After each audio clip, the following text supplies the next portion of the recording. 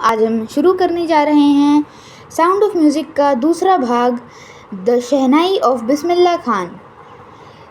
Emperor Aurangzeb banned the playing of musical instrument called pungi. तो जो emperor थे औरंगज़ेब, उन्होंने अपने राज्य में पुंगी को बजाना बैन कर दिया था, क्योंकि उसकी जो आवाज़ थी वो किसी को पसंद नहीं थी। Pungi became the genetic name for reeded noisemaker.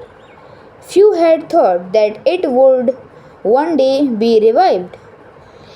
तो अब जो पुंगी शब्द था उसका अर्थ ही मतलब खराब आवाज़ बनाना ही समझा जा रहा था, और साथ में कुछ लोग सोचते थे कि पुंगी एक दिन वापस से रिवाइव होगी और वापस से सुधरेगी और अच्छी आवाज़ें उससे निकलेंगी।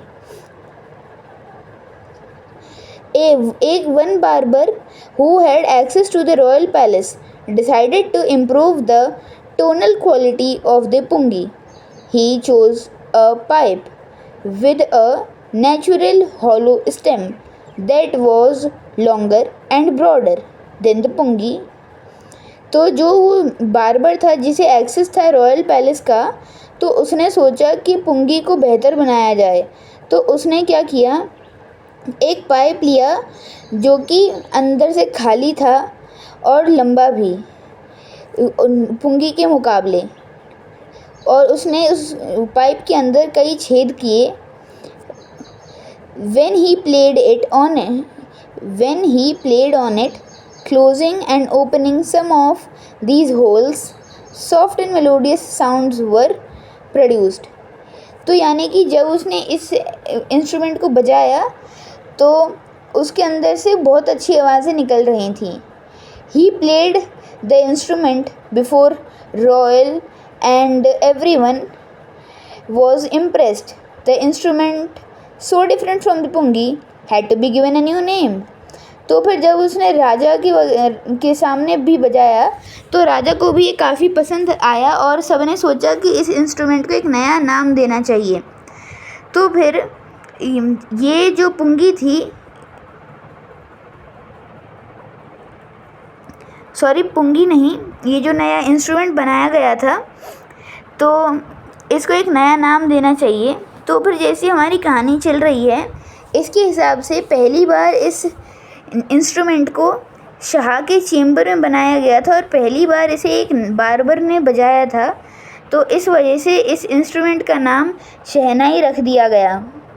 The sound of the shehnai began to be considered auspicious. तो यानी कि जो ये शहनाई थी इसकी आवाज़ काफ़ी शुभ मानी जाने लगी। And for this reason it is still played in temples and in an indispensable component of north Indian wedding. तो मतलब ये मंदिरों में और नॉर्थ इंडियन वेडिंग्स में काफ़ी फेमस है इसकी बजाना। In the past the shehnai was part of नौबत और traditional assemble of 9 instruments found at the royal court. तो ये जो इंस्ट्रूमेंट है शहनाई, ये पहले ना जो 9 इंस्ट्रूमेंट्स होते हैं, कलेक्शन जो होता है नौबत, तो ये उसका भी पार्ट रह चुकी है। The credit for bringing this instrument on to the classical stage goes to Ustad Bismillah Khan. तो ये जो इंस्ट्रूमेंट है इसे जो क्लासिकल स्टेज पे जो लेके आया उसका क्रेडिट जाता है उस्ताद बिस्मिल्लाह खान को।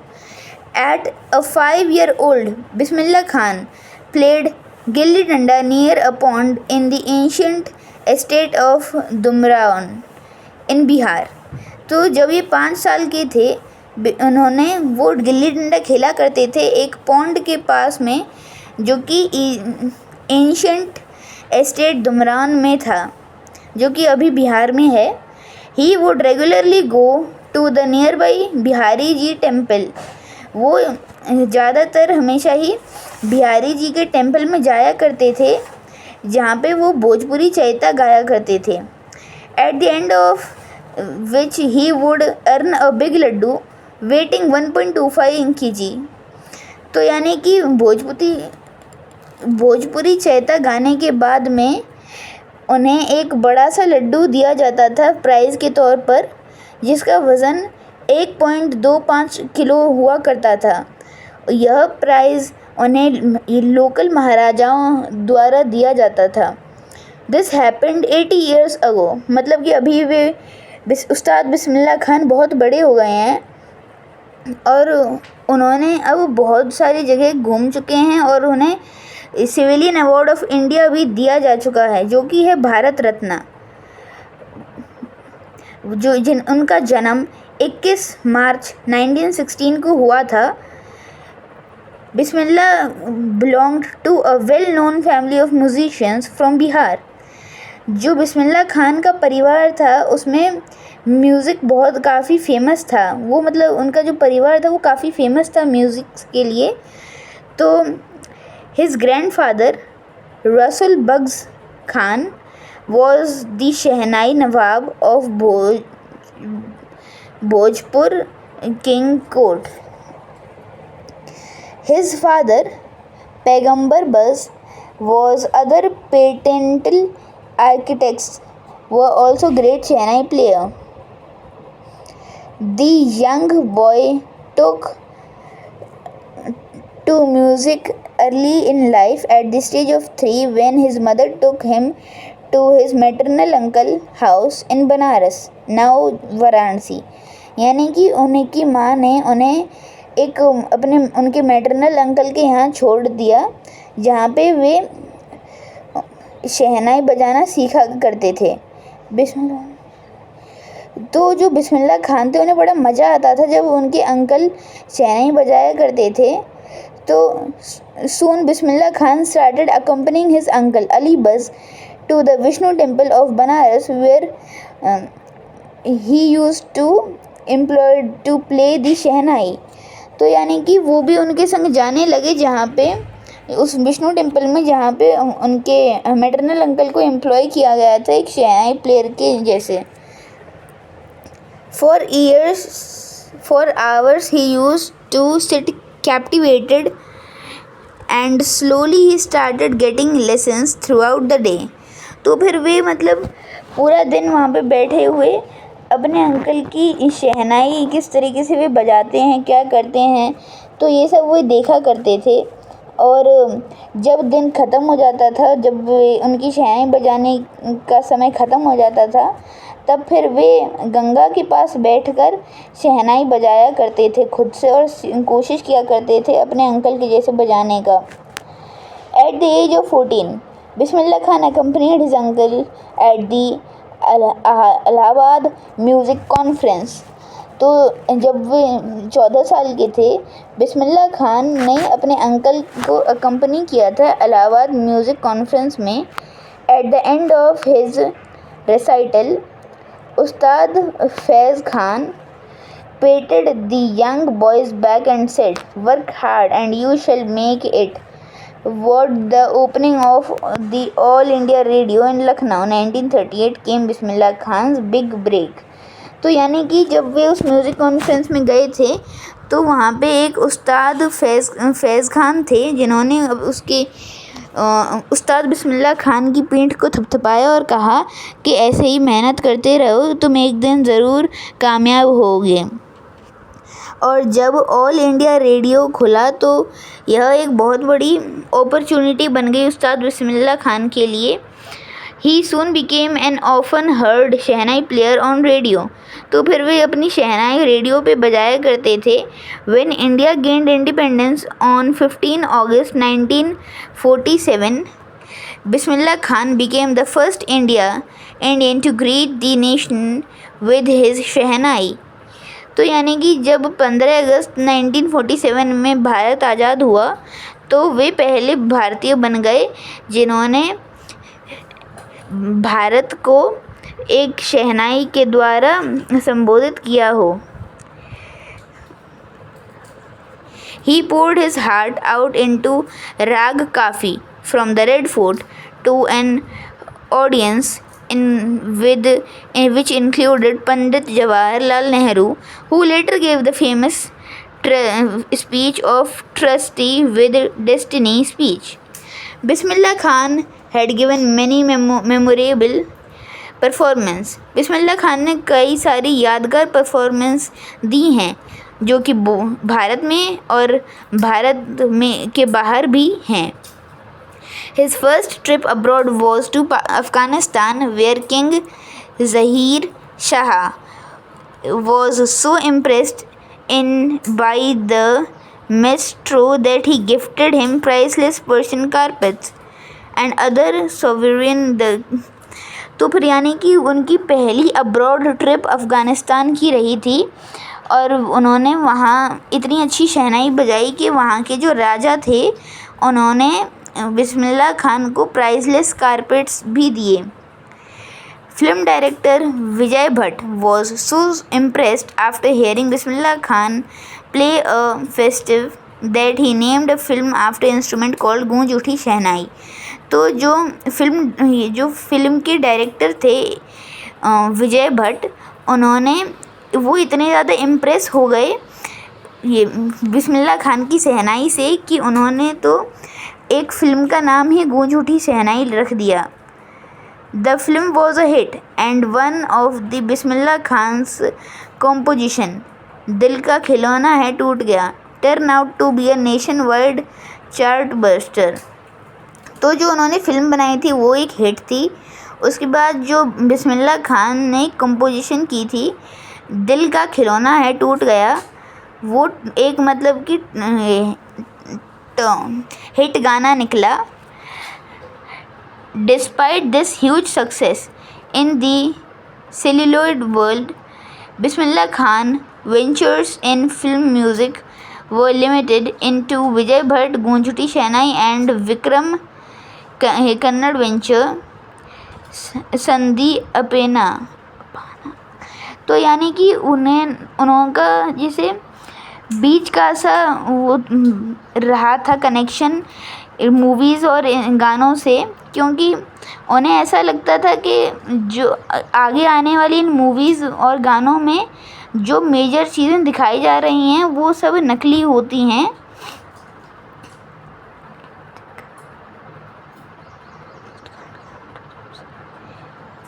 I just can't come to terms with the artificiality and glamour of film world, he says, with emphasis awards and recognitions came thick and fast. Bismillah Khan became the first Indian to perform at the prestigious Lincoln Center Hall in the United States of America. तो बिस्मिल्लाह खान वे पहले भारतीय नागरिक बने जिन्हें invite किया गया था अपनी शहनाई बजाने के लिए, वो भी लिंकन सेंटर हॉल जो कि यूनाइटेड स्टेट ऑफ अमेरिका में उपस्थित है। He also took part in the World Exposition in Montreal, in the Cannes Art Festival and in the Osaka Trade Fair. So well known did he become internationally that an auditorium in Tehran was named after him. तो मतलब कि उनकी सारी performance इतनी अच्छी रही कि जो एक मॉस्को था तो उस मॉस्को का नाम ही उनके ऊपर रख दिया गया, जो कि था Tehran Moscow Ustad Bismillah Khan. National awards like the Padma Shri, the Padma Bhushan and the Padma Vibhushan were conferred on him. तो यानी कि जितने भी अवार्ड्स वगैरह थे वो सभी उन्हें दिए जा चुके थे। और 2001 में Bismillah Khan was awarded India's highest civilian award, the Bharat Ratna, with the coveted award resting in his chest and his eyes glittering with rare happiness. तो यानी कि उन्हें फाइनली भारत रत्न जो इंडियन सिविलियन बिगेस्ट अवार्ड माना जाता है वो भी दे दिया गया था। और फिर उसे देने के बाद में उन्होंने कहा, all I would like to say is teach your children music, this is Hindustan's richest traditional, even the west is now coming to learn our music. तो उन्होंने कहा कि अपने बच्चों को म्यूज़िक सिखाओ, ये इंडिया की सबसे बड़ी कल्चर और ट्रेडिशन है, क्योंकि अब तो वेस्ट भी चाहता है ये म्यूज़िक सीखना। तो अब होता क्या है, in spite of travelling all over in world, Khan Sahab, as he is fondly called, is extremely fond of Banaras and Dhumran, and they remember for him the most wonderful towns of the world. A student in his once wanted him to head a Shehnai school in USA. तो मतलब कि क्या हुआ है कि जो उस्ताद बिस्मिल्लाह खान हैं उन्हें बनारस और धुमरान दोनों ही बहुत अच्छे लगते हैं और मतलब उन्हें वहीं पे रहना ज़्यादा काफ़ी हद तक पसंद है।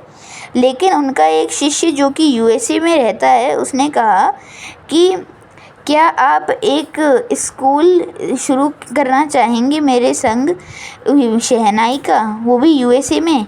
And the student promised to recreate the atmosphere of Banaras by replicating the temples there.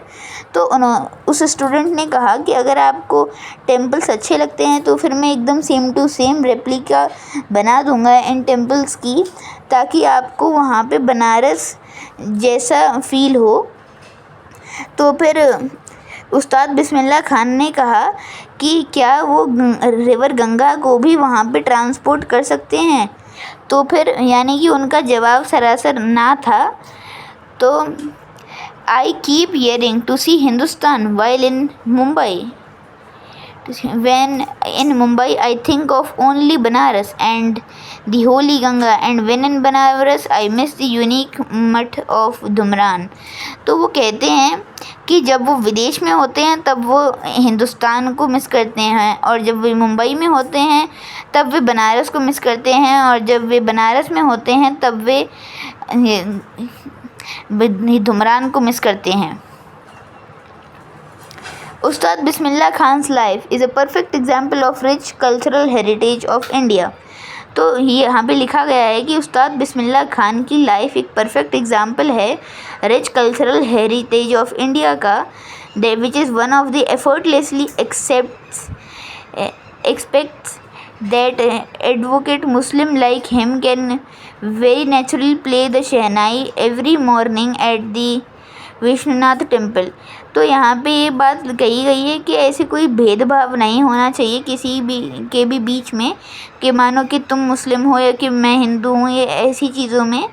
क्योंकि उस्ताद बिस्मिल्लाह खान जो एक मुस्लिम थे और वे खुल के एक काशी विश्वनाथ टेम्पल में जाके शहनाई बजाया करते थे। तो फिर वे इसलिए काफ़ी अच्छे एग्ज़ाम्पल हैं। और फिर उस्ताद बिस्मिल्लाह खान की मृत्यु 21 अगस्त 2006 में हुई थी, जब वे 90 ईयर्स के थे, और उनकी इस डेथ के वजह से एक दिन की छुट्टी भी रखी गई थी। Thank you.